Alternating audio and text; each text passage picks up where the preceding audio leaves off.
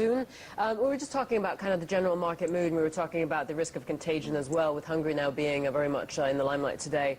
Dr. Alexander Mirchev is the president for Krull Corporation. He joins us now. Dr. Mirchev, thank you very much for your time this afternoon.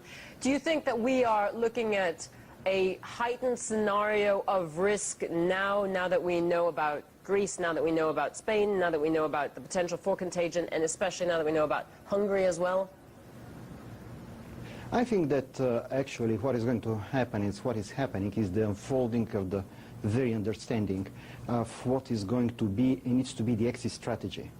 And of course the level of uncertainty has been elevated with the current events, and this is going to be reflected in all of the markets. Having said so, I would like really to underline that the key to the equation and the contagiousness and everything else related to this set of understandings is really the actions to be taken, and what kind of exit strategy is going to be announced, how it's going to be understood, and how the markets are going to take it. At the end of the day, the Eurozone, yeah? Sure, I'm just wondering, how can we be talking about exit strategies now? I mean, it seems like we're still kind of in the midst of it if we're still looking at the contagion process being unwrapped. Because basically the exit strategy is the point that you want to reach. So this, per se, would give a certain level of certainty of the markets when they have a better understanding where we are going, what the political consensus would be in this direction.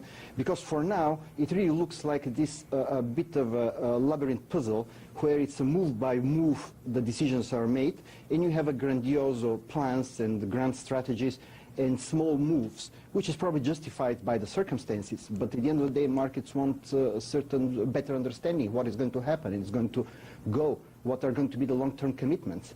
Otherwise, the markets has more or less factored the Hungary, the Greece, the Portugal, some others.